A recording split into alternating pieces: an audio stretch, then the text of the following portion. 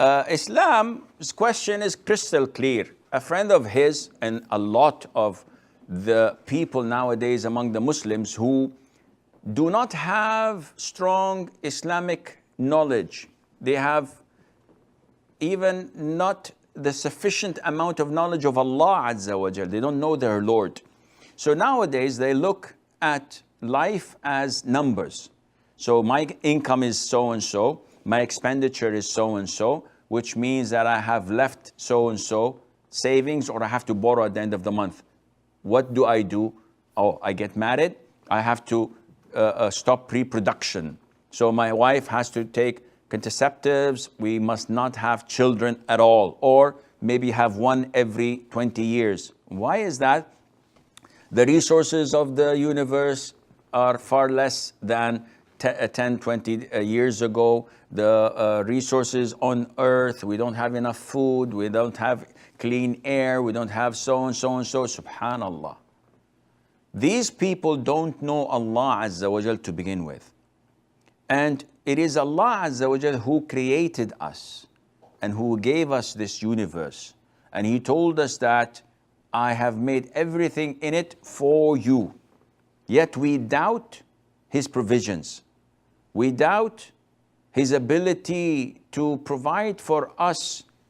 And we depend, and we choose instead to depend on our own selves, on our own powers and intellect and resources. And this is where we fail miserably.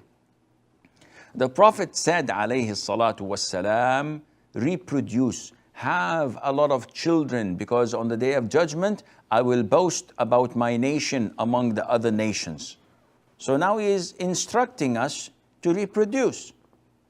Didn't Allah tell him that the resources will be short as they claim, and the air would be polluted, and the rivers, there will be droughts? The Prophet told us, alayhi salatu wassalam, that you should marry a woman who is known to be kind and nice and from a producing family. Her sisters, her cousins, etc., they all have a lot of children. And likewise, there are so many hadiths that encourage this. So at the end of the day, I'm a Muslim.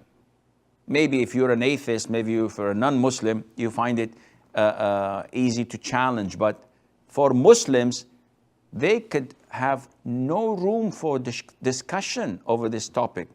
Allah is the provider. So you think that you use contraceptives and you have one child, and you think you can provide for a child? We've seen people in poor areas having 5, 10, 15 children, and they're all, mashallah, go to bed with a full stomach, they're happy. I know a lot of families that have 10 children and above, who the majority of them are high quality children. They are medical doctors, engineers, pilots, businessmen. So where did this idea come from? This idea came from the enemies of Islam. So the less Muslims there are, the greater and the easier it is for them to control us.